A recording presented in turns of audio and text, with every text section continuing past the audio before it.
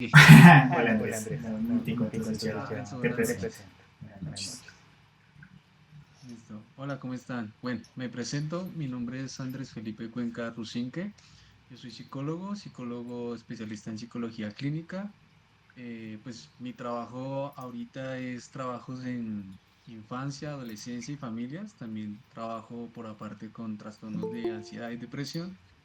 Eh, el día de hoy, eh, pues la idea es que ustedes, cuando tengan la posibilidad, me hagan preguntas referente al tema que vayamos a tratar. Si voy muy rápido, si algún tecnicismo que yo les diga no lo entienden, me lo hacen saber y yo de una les voy contestando. ¿Listo? Entonces, les voy a mostrar la presentación. Listo. Entonces, lo primero que quiero que entendamos es cómo a nivel global se ve la depresión. Entonces, Andrés, Andrés, no no vemos toda vemos la toda la presentación. Si presentación. quieres, Si quieres, dale dale compartir compartir pantalla pantalla porque no la porque no la vemos. vemos. Espérame, ya te la comparto. A ver, compartir pantalla. ¿Listo? ¿Ya pueden ver mi pantalla? Sí, Sí, sigue, sigue. sigue. ¿Listo? Listo. Pues, bueno. Quiero hacer una aclaración, un punto objetivo. Esta definición de la OMS no es definitiva ni es totalmente objetiva. Resulta que esta definición de la OMS se basa en múltiples estudios que se hacen alrededor del mundo sobre cuáles son las características de la depresión, ¿sí? Yo me quiero enfatizar más en la depresión característica colombiana. ¿Por qué? No es lo mismo en el hemisferio occidental que en el hemisferio oriental el tipo de depresión, ya que pues la depresión en ciertos países y la tasa más alta de depresiones existen en países como en Japón o en Canadá. En este caso, quiero hacer énfasis en este espacio que está acá, que dice que se caracteriza por un bajo estado de ánimo o una pérdida de interés por realizar actividades de placer al realizarlas que duran un periodo prolongado. Se tiende a confundir que la depresión es un episodio, se utiliza la palabra muy coloquialmente. No, es que estoy deprimido, me siento mal, eso, pero la depresión es un episodio que se prolonga durante varios días, donde el estado de ánimo, tanto en la noche, en el día, en la mañana, es persistente, es bajo, ¿sí? Hay que aclarar que es dependiendo del punto geográfico a nivel Colombia. No es lo mismo una persona con depresión en la costa que una persona con depresión en el centro del país o en las partes más frías del país. ¿Por qué?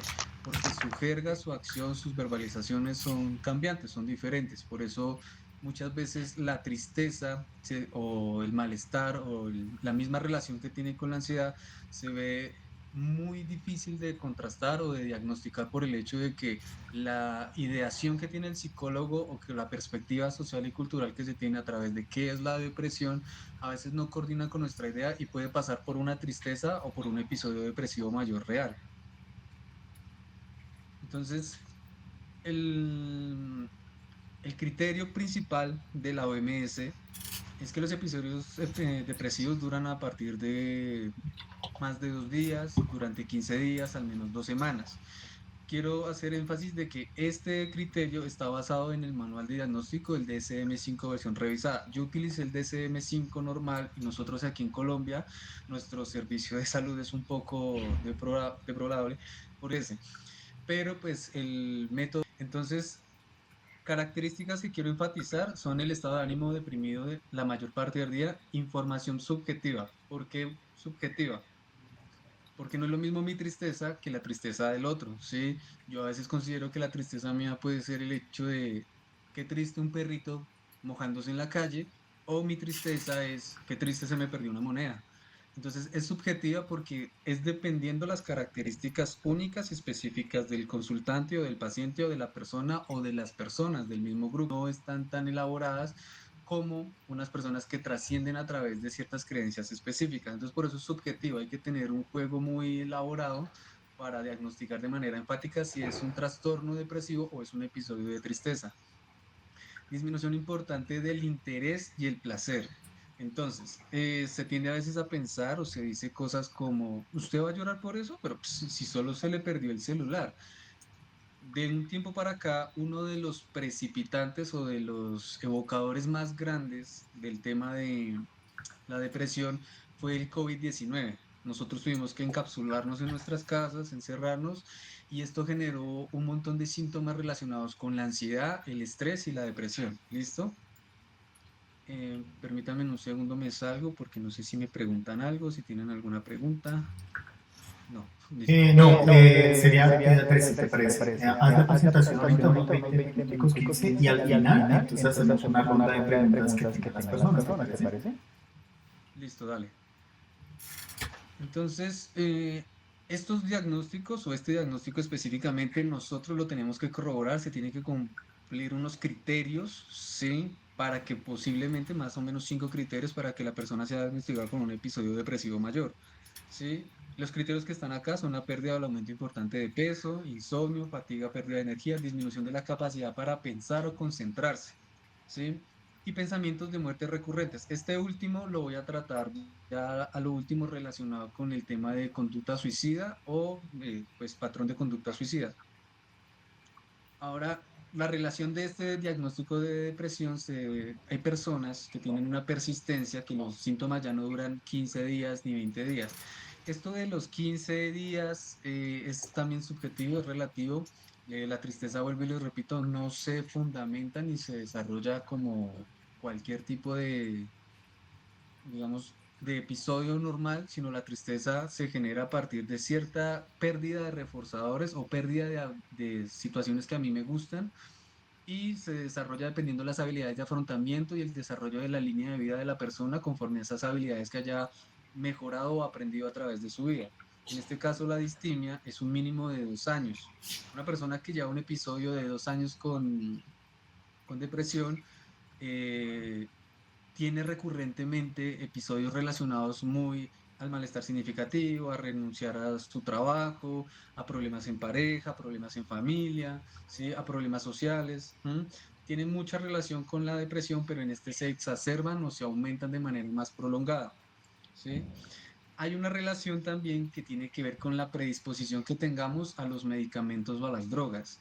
Hay personas que consumen sustancias psicoactivas, consumen cannabis, consumen LSD, y tienen la capacidad de apropiar esa sustancia y no sufrir de ningún cambio psicológico, fisiológico, orgánico o psicológico. Pero hay personas que tienen una predisposición a que el consumo de sustancias como el café, el tinto, el alcohol, el mismo cigarrillo o las mismas sustancias psicoactivas generan cambios en la forma de representarse o generan la forma de desarrollar esas habilidades de afrontamiento frente a los episodios de malestar, de ansiedad, depresión, estrés, en este caso la distimia que se prolonga por tanto tiempo. El tema con los pensamientos. Existe algo que se llaman las rumiaciones. Las rumiaciones son esos pensamientos automáticos que se generan de manera, como bien lo dice la palabra, automático, y se dan interpretaciones que son negativas, ¿sí? Estas interpretaciones negativas son una estrategia que la persona a veces utiliza como medio para asimilar sus culpas o sus propios malestares. A veces el mismo pensamiento que se mantiene, hay pensamientos rumiantes o automáticos que se mantienen en el tiempo, suelen ser dados por el hecho de que eh, tuve una pérdida de un perrito, tuve una pérdida por una novia, tuve una pérdida de dinero, me mintieron y eso. Y estos pensamientos se relacionan y se vuelven comórbidos y se terminan vinculando con otros aspectos o con otros aspectos de relación de la persona. Me explico. La persona termina sufriendo en mayor medida por el hecho de que el pensamiento le termina confirmando que su depresión o su malestar va a permanecer, y más si es una persona que tiene distimia. Hay unos factores que son genéticos. En este caso, ¿qué es genético? Hay personitas que nacen con cierta predisposición a sufrir de depresión. Sus recaptadores de dopamina, serotonina, noradrenalina no están ajustados, por eso hay personas que desde pequeños presentan ciertos factores de comportamiento o características. Ahora, un factor ambiental no es lo mismo si yo fui criado aquí en Colombia, en zona roja, donde la muerte, pues naturalmente se presenta. Para este país se ha caracterizado históricamente por ese tipo de situaciones. No es lo mismo si yo fui criado en ese factor ambiental, así yo fui criado en Suiza, ¿sí? donde la tasa de mortalidad o la tasa de, digamos, de natalidad es muy cortica y muy pequeña porque las personas tienen otro tipo de desarrollo de aprendizaje, de escuelas y demás. Tiene que ver mucho con este funcionamiento anómalo de neurotransmisores. Entonces, a veces las personas tienen un desajuste y sus neurotransmisores no logran cubrir lo necesario para hacer sentir bien a las personas. Entonces, los factores genéticos, ambientales y de funcionamiento anómalo van entrelazados, ¿sí? Más con el hecho de los factores que tienen que ver con la experiencia de vida de la persona. Factores psicológicos y ambientales en niños y adolescentes. Entonces, quiero aclarar lo siguiente, no es lo mismo la depresión en un adulto de 30 años, ¿sí? Y no es lo mismo la depresión en un niño chiquito de 5 años y no es lo mismo en un adulto de edad madura de 50, 60, 70 años y tampoco es lo mismo en un adolescente. Entonces, ¿por qué esta explicación? La tristeza, según el adulto, bajo su experiencia, indica cuando a veces llegan los niños a mi consulta por un episodio de irritabilidad o malos comportamientos, es que el niño no hace caso, el niño no está juicioso, el niño tiene algún problema o la niña, en este caso, o los niños a veces. Y yo le pregunto a los padres si el niño dejó de hacer sus actividades o si cuando las hace se frustra, se irrita fácilmente, se enoja, se aísla, ¿sí? Los niños presentan conductas parecidas a a los adultos, pero se transmiten o se segregan de una forma más infantilizada. Los adolescentes tienden a ser muy compulsivos, ¿sí? Como los adolescentes mismo lo dice, adolecen de criterio y de coste de consecuencia de las situaciones. Ellos tienden es a generalizar conocimientos, a responder, son respondones, ¿sí? A tener conductas poco seguras, ¿sí? Consumo de sustancias, conductas sexualizadas, conductas de alto impacto, ¿sí? Como el hecho de salir a hacer actividades que pues para su edad no está desarrollado todavía su cerebro. En los adultos sí ya es más la representación que les dije ahorita sobre los efectos, sobre su cotidianidad. Y en los abuelos usualmente la depresión, uno de los factores de depresión es cuando tienen que someterse al evento, que es dejar de trabajar, cuando tienen que ya independizarse o ya llegar al momento en que ya no van a trabajar más. Cuando llegan a esa edad, no tuvieron una preparación o un desarrollo para llegar a ese momento. Entonces, la mayoría de las personas que llegan a la tercera edad, ¿sí? Cuando llegan a ese tope, se dan cuenta o tienen pensamientos específicos como qué hice con mi vida, porque a los 20 no hice esto, porque no me casé con ella o con él, ¿sí? Debí haber hecho esto, debí haber hecho lo otro. Y eso genera episodios de malestar significativos. A veces hay personas que han perdurado muchos episodios de su vida de manera intermitente con episodios de depresión. Un factor que es muy crucial es el entorno familiar, que es el escaso control de conductas en los niños. Entonces, ahorita está en auge algo que se llama la crianza positiva, ¿sí? Yo les explico mucho a mis pacientes que no confundan crianza positiva con permisiva, ¿sí? O dejarles hacer lo que se les dé la real alternativa a los niños o a los adolescentes.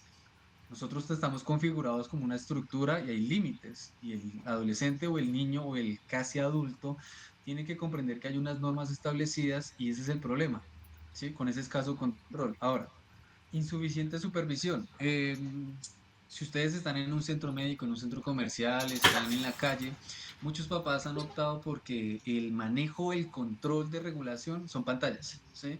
Entonces, no se calma mi hijo, toma, te pongo videos, no se calma mi hijo, toma, te pongo la música, no se calma mi hijo, le doy comestibles, le doy comida. Eso casi no pasa aquí, sino lo que más pasa es el hecho de ponerle videos o sentar al niño a someterlo a ese espacio. El niño no aprende a tener habilidades de afrontamiento y por eso en edades futuras empieza a tener episodios de ansiedad o depresión o estrés. El nivel socioeconómico.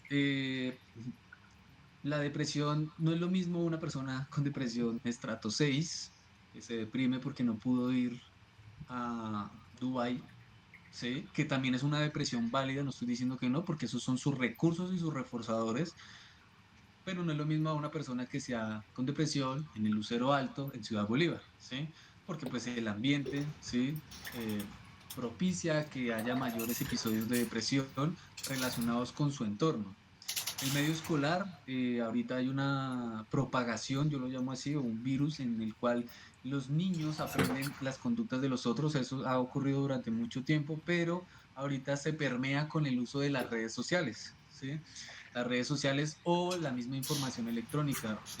Tengo muchos pacientes que me llegan las mamás o los papás con YouTube, y este YouTube tiene supuestamente un control parental y le ponen YouTube Kids, pero aún así el algoritmo permite acceder a información que en su categoría de edad no debería estar siendo utilizada, o el niño no debería absorberla. Entonces esa categoría a veces la normalizamos, o los adultos la normalizan, y yo le digo, mire, su hijo está en estas etapas del desarrollo y su proceso de reconocimiento de situaciones se enfoca de esta manera. Si usted le permite ver, hay unos muñecos que no me acuerdo ahorita cómo se llaman, pero que su aspecto es bastante desagradable. Si usted le permite ver eso y usted lo normaliza con pensamientos o ideas como, no, es que él es fuerte, el varón le gusta eso, él no le da miedo, pues él igualmente lo va a transmitir a otros escenarios y va a generar ciertas conductas discontinuas o desadaptativas en su ambiente natural o en el ambiente escolar. Listo, eso por el área de la depresión. Quise poner esta frase para que iniciáramos lo que tiene que ver con la conducta suicida. Entonces, si pudiera, si supiera que esta fuera la última vez que te vea salir por la puerta, te daría un abrazo, un beso y te llamaría de nuevo para darte más. Gabriel García Márquez. Voy a hablar de la conducta suicida. La conducta suicida tiene tiene tres características específicas. Las voy a ir desglosando a medida que voy poniendo las diapositivas, pero lo voy a decir rápidamente en este momento. La parte de la ideación son todos esos momentos de planificación o eventos en los cuales yo inicio con procesos de conductas como lo que son conductas de pensamiento, como lo que son, mm, debería morir, cómo sería el mundo sin mí, mi familia estaría mejor sin mí. La planeación es el evento en el cual la persona genera, eh, como mismo le dice la palabra, una estructura organizada, ¿sí? A veces impulsiva, sobre cómo determinar su vida, ¿sí? Y la última fase es la ejecución, que es la fase que nosotros procuramos prevenir desde la parte de la planeación o de la ideación. Ahora, hay unas características, espero estén viendo mi mouse, hay algo que se llama la intencionalidad de muerte. Todo ser vivo, todo ser humano se ha hecho la pregunta de qué hay después de la muerte, cómo es la muerte, qué pasaría si yo muriera, ¿sí? En algún punto de su vida lo hacen. Hay unos que lo hacen de niños, otros lo hacen de adolescentes, adultos o ancianos. Se relaciona mucho con lesiones. Hay lesiones de muchas características. He tenido pacientes que tienen cutting. El cutting lo ocultan en los pies, en las piernas, debajo de la cola, detrás de las rodillas, en las axilas, en los brazos, ¿sí? Esto tiene algunos ciertos intentos y se relacionan con lo que tiene que ver con las ideaciones suicidas. Entonces, cuando se relaciona el vínculo de lesiones autoinfligidas con ideación suicida, se genera una relación tan poderosa que la persona dice que es necesaria llegar hasta la muerte. A veces la persona entra en cierto nivel de catarsis o de autocontrol y entra en una crisis suicida, no sabe si generar el episodio o no. Entonces llegan momentos en que la persona ha hecho muchos intentos en su vida, ¿sí? Hay unos diagnósticos específicos, que pues yo he tenido, yo digo la suerte y pues el malestar también profesional de tener que atenderlos, de deber que atenderlos por el hecho de que son trastornos bastante complejos y que son muy dados a tener conductas suicidas. Y ya pues el suicidio consumado es la persona que lamentablemente fallece porque tuvo todas las acciones posibles para generarlas. Entonces, las ideas suicidas, voy a leerlo, la idea suicida o de autodestrucción. Se contempla el suicidio como solución real a su problema. Evidentemente no existe ningún daño físico contra sí mismo, son pensamientos recurrentes sobre la intencionalidad de producirse la muerte. Entonces, ¿qué ocurre con las personas que tienen ideas suicidas? Justifican sus creencias, sus ideas, sus patrones de pensamiento están orientados a que el suicidio es la solución a todo. El suicidio te va a quitar la carga a ti, te va a quitar la carga a mí, va a generar un desarrollo de libertad y yo ya no voy a sentir ningún malestar porque el suicidio me lo va a eliminar, ¿sí? gesto suicida o parasuicidio y crisis suicida. Entonces, ese gesto suicida es aquellas intencionalidades de la persona. He tenido pacientes que dicen, ya no quiero vivir más, estoy aquí en un parque, me quiero lanzar a un carro, ¿sí?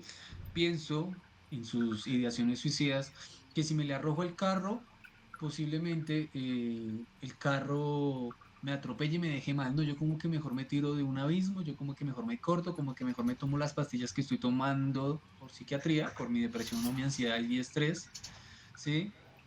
Y en las crisis suicidas, las personas tienden a generarse unos daños y se culpabilizan y terminan, su culpa es tan fuerte que terminan generando malestar hacia sí mismo, diciéndose, es que estoy haciéndole daño a mi familia, mire cómo yo estoy. Y a veces las mismas familias, bajo la falta de interpretación o apoyo psicológico, terminan desarrollando experiencias como, usted no ve lo que le está causando a la familia, ya deje de hacer eso. La persona no lo toma como un apoyo, sino lo termina tomando como una crisis, como un evento para criticarme lo que estoy haciendo y como que yo soy el causante del malestar. Debería morirme de una vez, no debería morirme por pedacitos.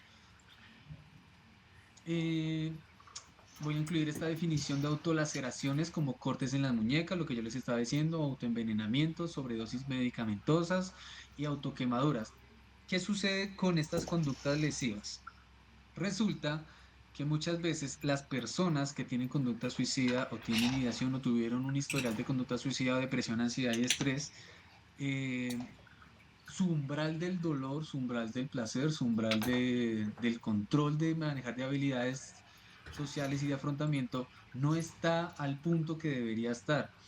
Y el hecho de generarse un corte genera naturalmente una lesión y esa lesión genera un efecto analgésico que lo hace sentir bien, ¿sí? La persona no sabe cómo lidiar con su propio malestar y al no saber lidiar con su propio malestar necesita una sensación fisiológica y física y externa que le indique que sí está vivo y que momentáneamente lo haga.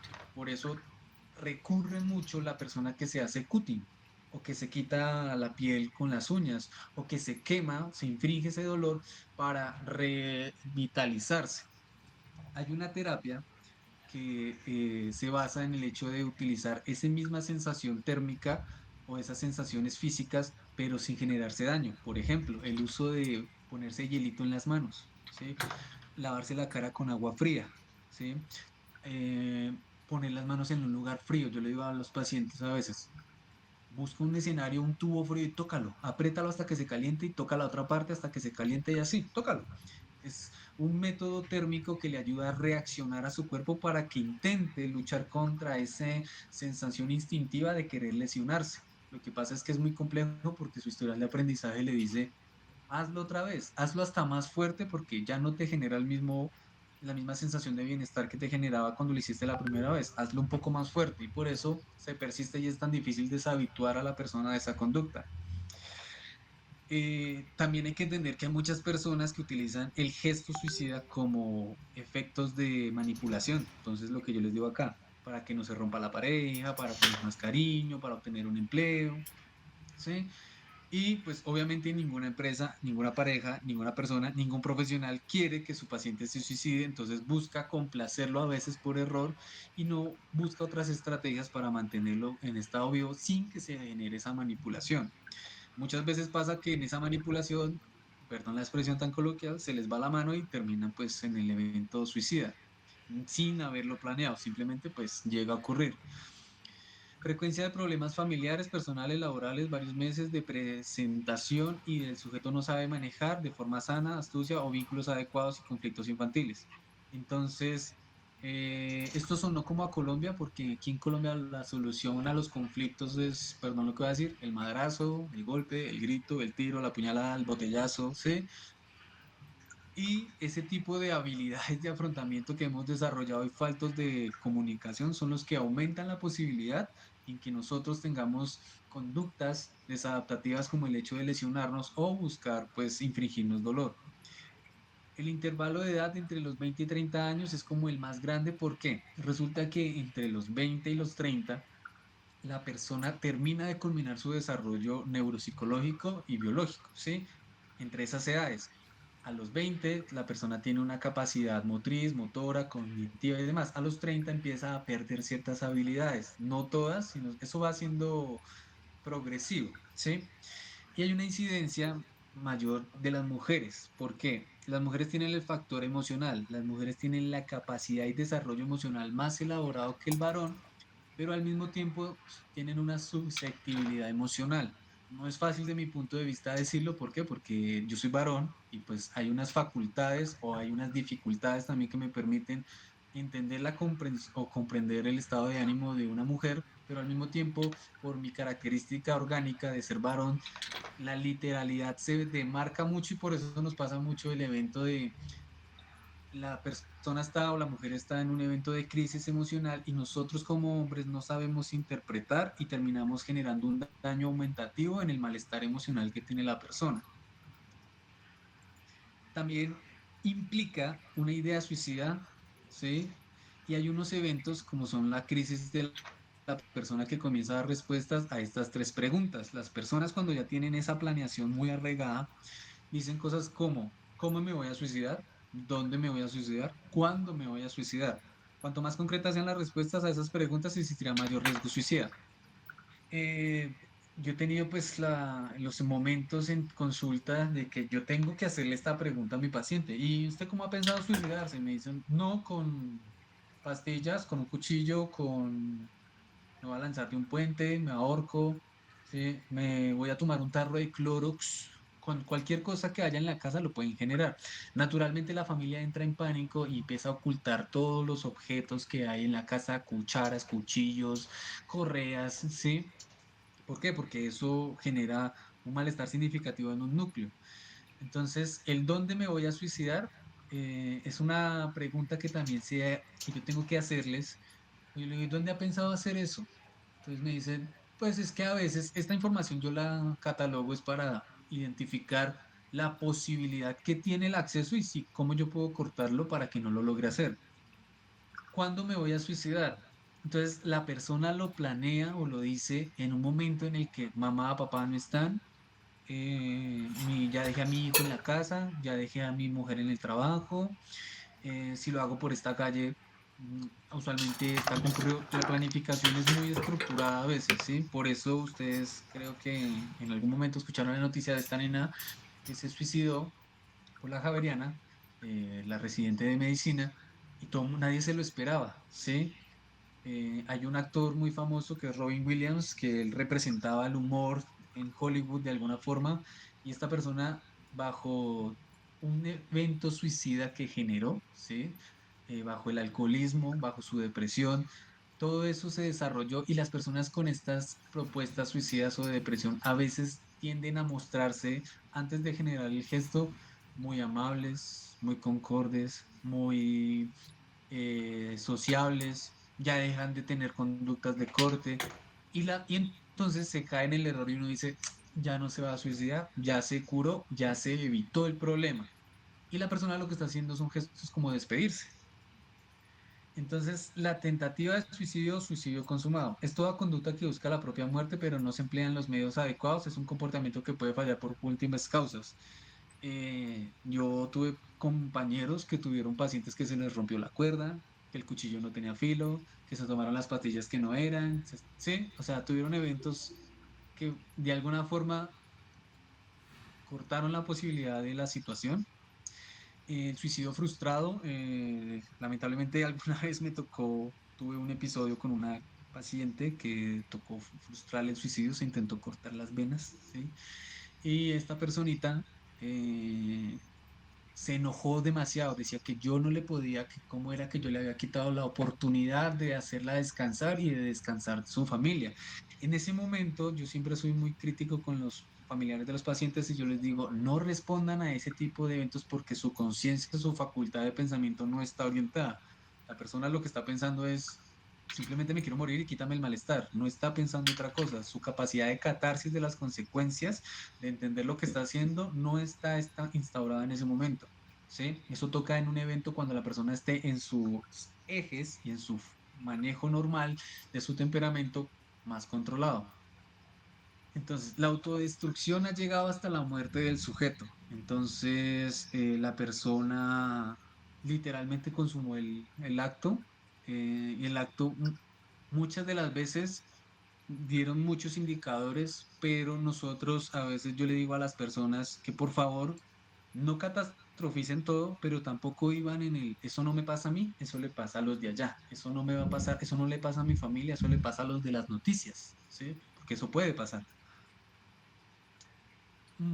Este modelo dimensional yo me quiero centrar en la parte teológica y en la parte evolutiva. La parte del contexto actual ya es algo de lo que les he explicado y la parte clínica son las características diagnósticas de la persona.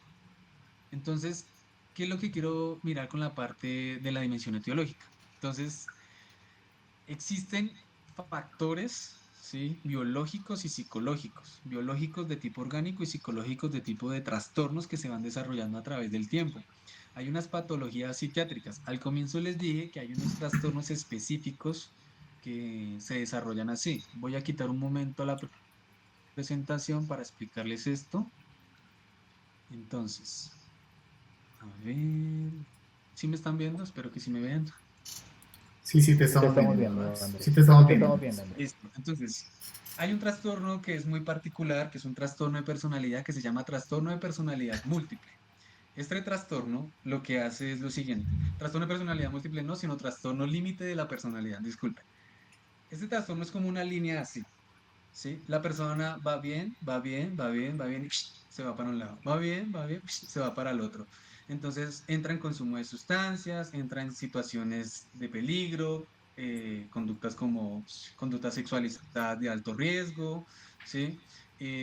Vuelve y tiene crisis, consumo de sus medicamentos. A veces los medicamentos que están utilizando los toman como si fueran pastillitas tic-tac.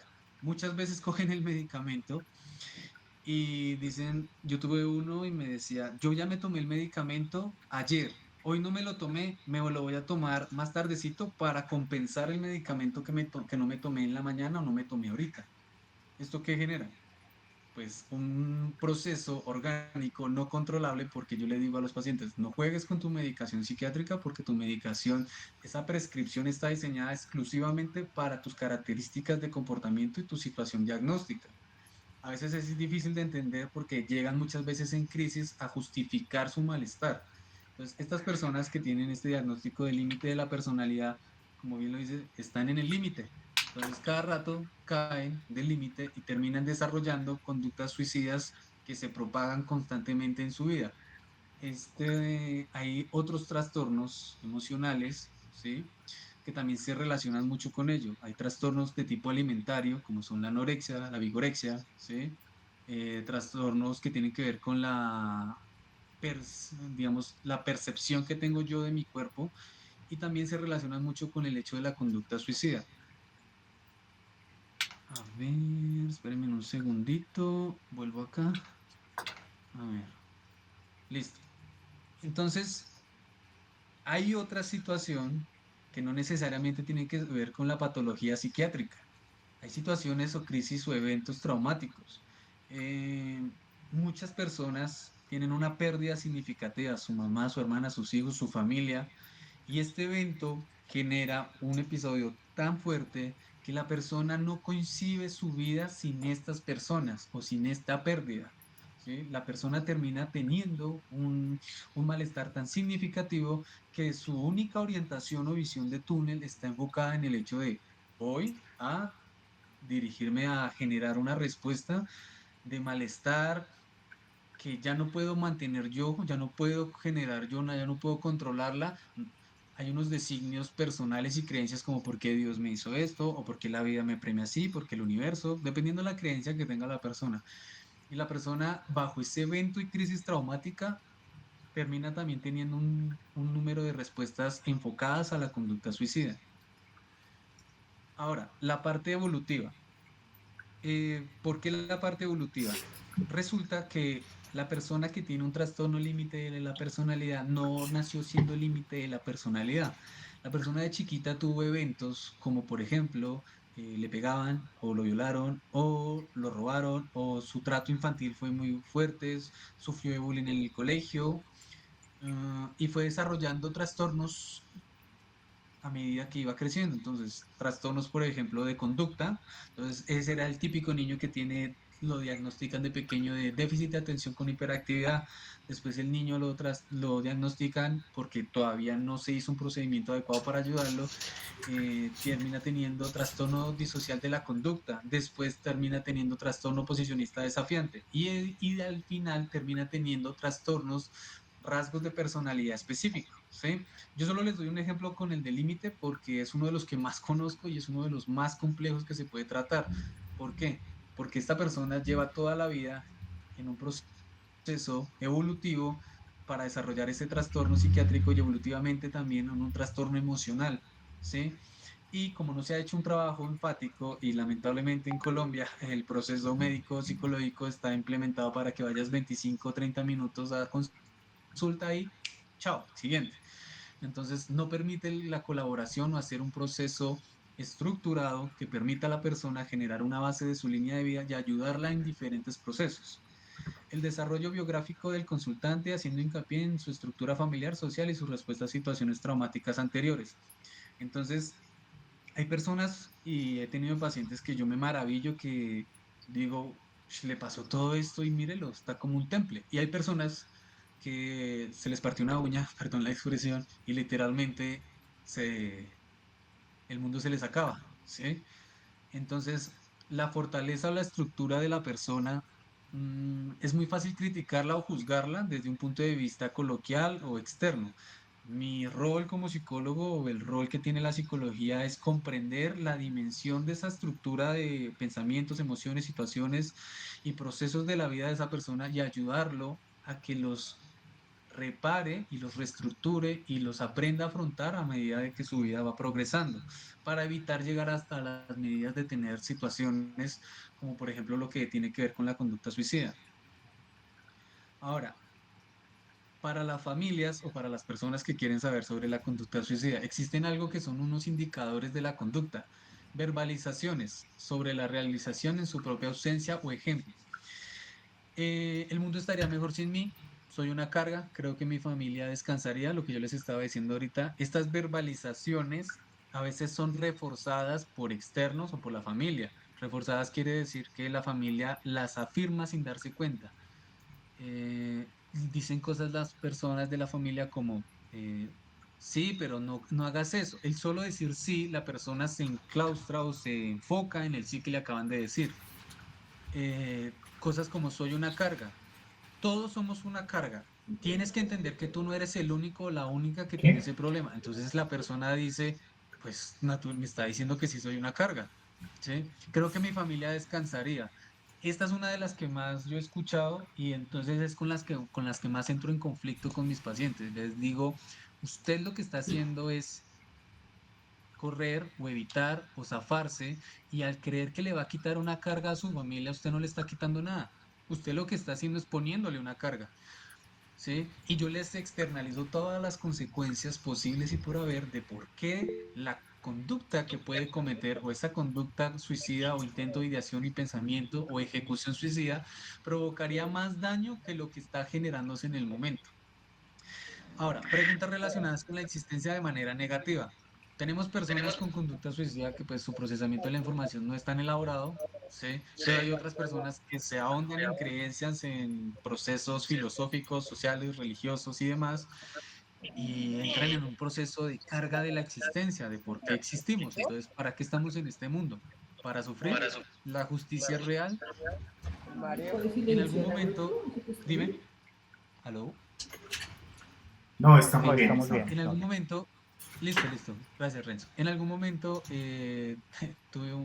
tengo un paciente en este momento, él es un lector acérrimo, él es muy bueno leyendo, él es un hombre que se come libros, pero de manera interesantísima, tiene 17 años, ¿sí? Lo conozco desde que tiene 14, 15, y él te teoriza por qué la existencia de él debería culminar, ¿sí? Él te lo teoriza, ¿sí? Y yo tengo el trabajo de leer también teoría filosófica, de leer cuestiones de existencialismo, de leer cuestiones de estoicismo y ubicarme para que el caballero, bajo su lógica, no logre progresar sobre los argumentos que está planteando.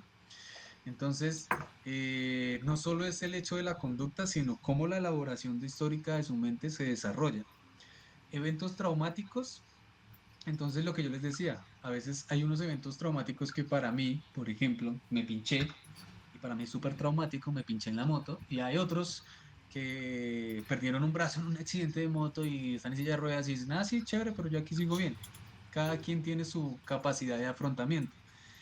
Y el otro son las lesiones. Yo le pido a las familias que por favor no tomen las lesiones como, ah, sí, se está pegando para llamar la atención. Sí y no. En una parte sí, porque hay que entender la característica de la conducta, pero no, porque es el medio único que tiene para afrontar. No tiene otro medio para expresar o para indicar por qué está sufriendo, por qué tiene ese malestar. El estado de ánimo, entonces hay tres factores aquí, la ambivalencia, la impulsividad y la rigidez. Ahí quiero caracterizarme más por la impulsividad. Existen patrones de conducta. Nosotros los colombianos somos muy reactivos. Tendemos a la reactividad de manera muy fácil. Por eso les ponía el ejemplo al comienzo de los japoneses. Un japonés tiene un desarrollo histórico muy bonito, en el cual es poco honorable o poco loable el hecho de fallarle a sus intereses personales y entonces genera toda una catarsis emocional y especial y se va a un lugar específico para poder desarrollar ese malestar y si es necesario terminar con su vida. Pero el colombiano es un poco reactivo, el latino más que todo, pero el colombiano es muy impulsivo, entonces esa impulsividad la desarrolla de manera muy rápida, ¿sí? Eh, Nosotros como terapeutas tenemos el deber de calmar esas crisis. Yo he tenido los eventos de que mis pacientes me llaman y me dicen, llorando en una crisis, estoy aquí, en tal lugar, y ya no sé qué hacer, me quiero morir. Y yo por el teléfono tengo que decirles, y tengo que manejar la situación. Las primeras veces fue muy complejo, entré en crisis yo también, pero ya bajo la experiencia de muchas situaciones ya he logrado organizar al paciente telefónicamente y ubicar rápidamente el tiempo a su familia y decirle, vengan, vayan por él porque está en tal lado, en tal sitio, o llamar a una ambulancia, o hacer que el mismo paciente llame a una ambulancia y se quede ahí en la línea. No le cuelgo hasta que yo sepa que el paramédico llegó. Entonces, ha pasado eso para evitar que su vida se termine por la falta del control mismo de él o la falta de control de su familia. La rigidez es un problema muy estructurado. El paciente que les digo, este caballero es muy rígido y su lógica y sus pensamientos están orientados de forma de túnel. La capacidad de diversificar sus pensamientos y ubicarlos de diferente forma no se da. Simplemente el oriente es el suicidio, el oriente es tener que ir hacia allá. Entonces, se trata de un proceso tanto cognitivo como conductual, emocional y espiritual. Yo respeto mucho las creencias de las personas. Yo no soy católico, ¿sí?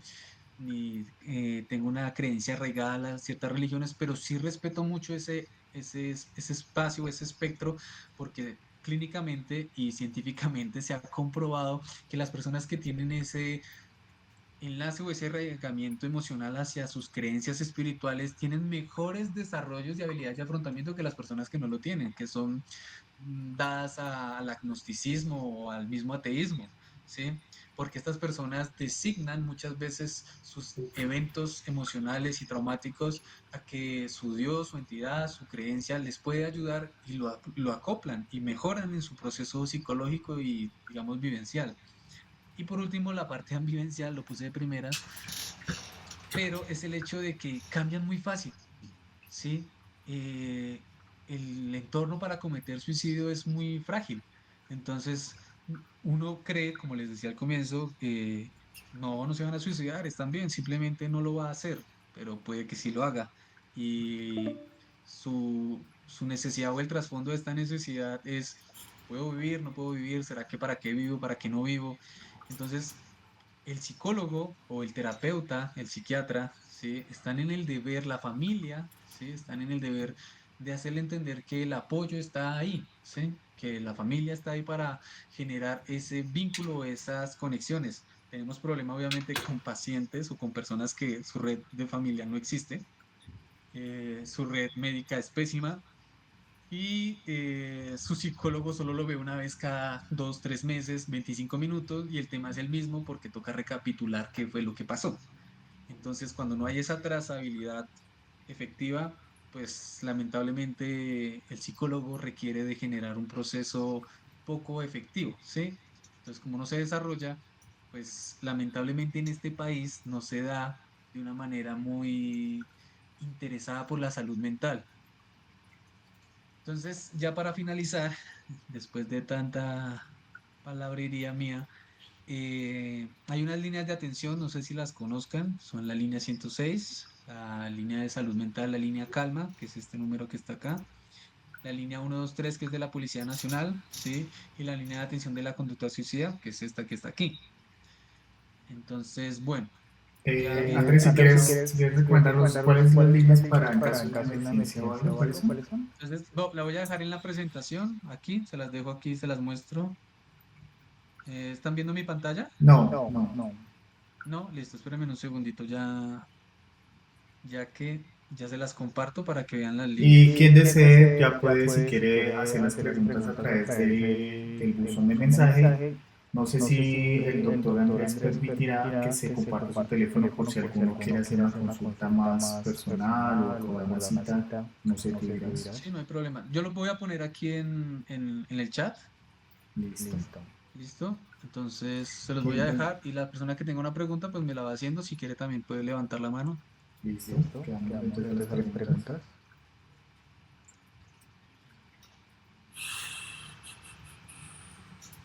El teléfono es 315-766-1145. El doctor Andrés, quien desee contactarlo o quiera hacer alguna consulta ya de tipo personal. Bueno, mientras tanto, mientras las preguntas, ¿qué tanto afecta, por ejemplo, temas como el bullying, el nido vacío, este tipo de como en diferentes etapas de la vida al caso de una tristeza, una depresión? ¿Y cómo saber si, no he dicho, cómo saber si en realidad lo que yo tengo no es una tristeza que lleva unos días y si es una depresión?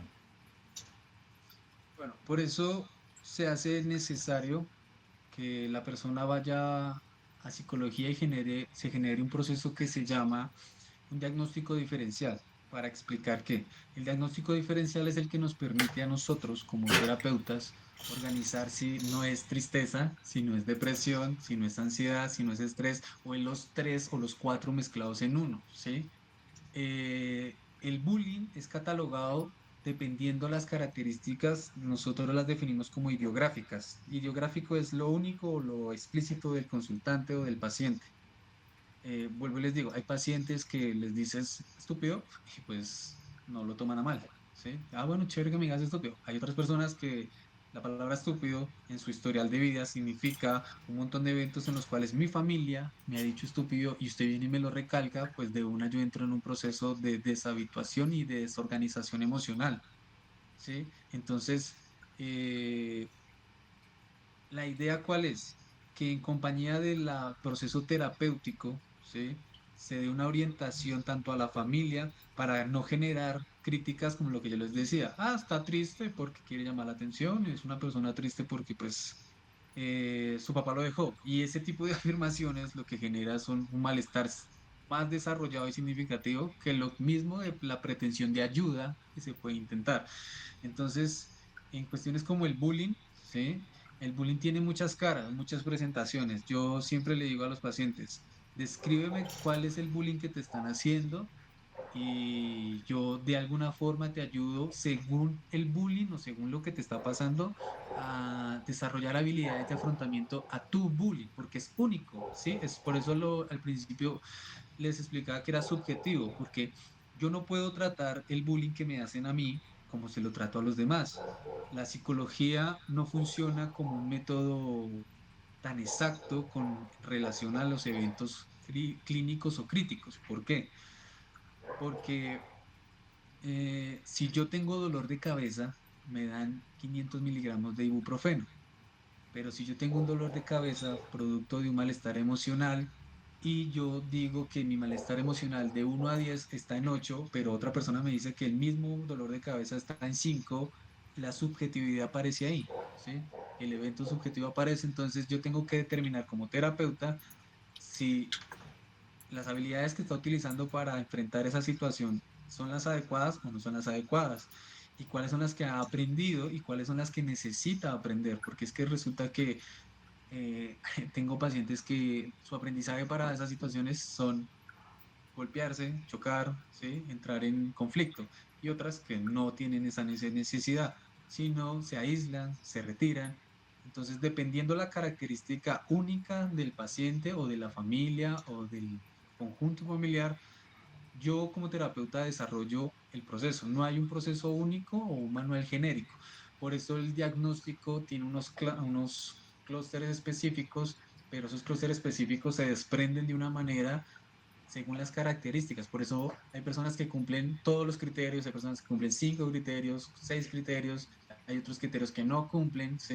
Hay personas que han sufrido de depresión toda su vida, pero nunca han tenido conducta suicida, ni ideaciones suicidas o planeaciones suicidas, pero sufren de depresión o sufren de distimia. Listo. No vemos la proyección tuya de los centros que decías en caso de emergencia o algo, Espérame, ¿no? ya lo comparto. En Colombia decías que a nivel de EPS, de asistencia médica, no está incluido el tratamiento psicológico. ¿Cómo es eso? No, lo que yo decía es que en Colombia, cuando tú tienes un inicio, la salud mental está secuenciada a segunda mano, ¿sí? En Colombia se tiende a pensar que la salud mental no importa y no es tan fácil. No debería implementarse, sino que es mejor la salud por procesos médicos. El psiquiatra es un médico. El proceso, según el estudio de la psicología, debería darse en el siguiente orden. Tú tienes que ir al médico, ¿sí? Al médico general y relatarle, mira, yo tengo un episodio de malestar significativo, he tenido estos episodios recurrentes de tristeza, o remítame al profesional que me pueda ayudar. En Colombia se remite inmediatamente al psiquiatra, que es otro médico especialista en medicación psiquiátrica.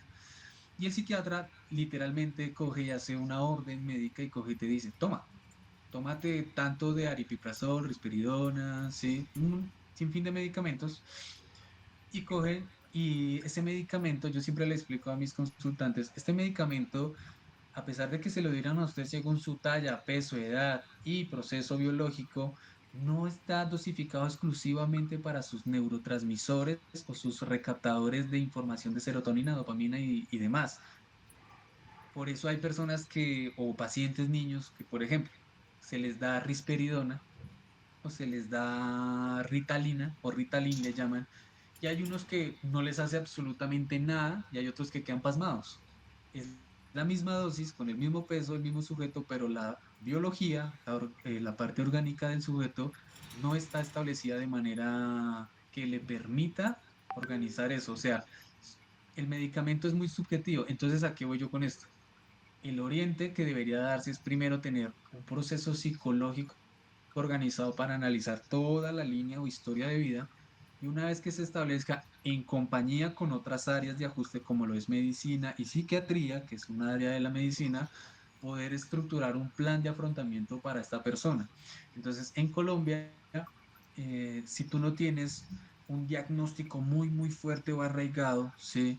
Si tu diagnóstico no va en contra de tu vida, entonces, las visitas al médico o al psiquiatra o al psicólogo en específico son cada mes, 25 minutos, y pues se ha comprobado histórica y teóricamente que 25 minutos una vez al mes pues no funciona, porque yo tengo que hacer otra vez un replanteamiento en lo que yo cojo y anoto, escribo la situación o el proceso psicológico, cómo se encuentra a nivel emocional, personal y demás la persona, y termina haciendo 2, 3 preguntas y se acaba la consulta. Entonces no tiene efectividad, ¿sí? Por eso a veces los procesos más efectivos son cuando las personas tienen consulta externa con psicólogos independientes, porque tienen una trazabilidad extendida.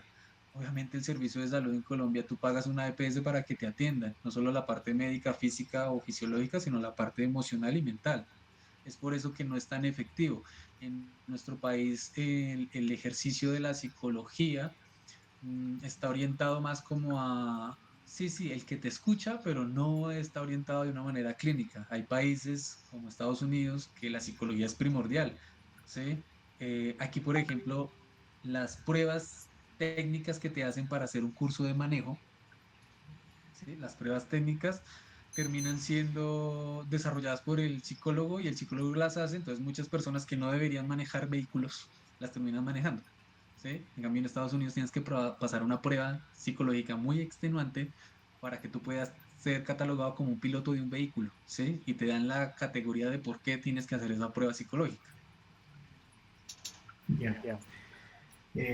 Bueno, creo que no hay más preguntas. Sin embargo, un tema final y es ¿por qué Colombia se tiene tanta vergüenza hacia el hecho de decir tengo una tristeza, tengo una depresión? Esto hace parte de nuestra idiosincrasia y qué tanto afecta a la hora de diagnosticar un tratamiento efectivo. Bueno, eh, lo que pasa es que nosotros tenemos un desarrollo histórico-cultural bien característico, ¿sí? A mí personalmente me gustaba mucho, mucho de pequeño Jaime Garzón. Jaime Garzón explicaba de una forma muy estructurada cómo es el desarrollo del colombiano promedio. El colombiano promedio, uno de sus chistes era, me voy como un mexicano, el colombiano se cree mexicano, pero es colombiano, ¿sí? No sé si la llamada se va a cerrar, entonces no sé si nos podemos extender. No, yo pensaría que cerrarle el córtico. Bueno, si quieres, bueno, dejémoslo entonces por ahora ahí porque se nos acaba la llamada, Andrés. Igual agradecerte infinitamente esta oportunidad, de verdad es muy importante para nosotros pues, que tu compañía. Igual ya está aquí el teléfono del doctor quien desee de pronto atender una consulta o una pregunta ya más de orden personal al 315-766-1145. Agradecerles a todos por su participación. Recuerden, en la corporación creamos estos espacios precisamente para hablar de temas importantes, relevantes para la comunidad, donde todos pues obviamente conozcan y aprendamos un poquito más de temas tan importantes como estos. Andrés, gracias. Y tanto... Espero, a ver, Dime. dime. No, tranquilo, sigue. Espero haber sido un poco claro. Yo a veces tiendo a extenderme mucho, a sobreexplicar, pero pues es mi método para que las personas, la información se arraigue un poquito más. En caso de que necesiten hablar sobre algún otro tema psicológico o algún otro tema relacionado con, pues, con la necesidad de la salud mental, pues yo con mucho gusto les ayudaría. Cualquier pregunta, lo que necesiten, pues yo les puedo servir. Espero tengan una buena noche, ¿vale? Bueno, muchas gracias para todos. Y nada, nos vemos el próximo martes con otro tema interesante para todos. Muy amables por su asistencia. Chao, Renzo, que tengan buena noche. Chao, que estén Y bien. alguien Chao. levantó la Dios, mano. hasta luego. Hasta luego, que estén bien.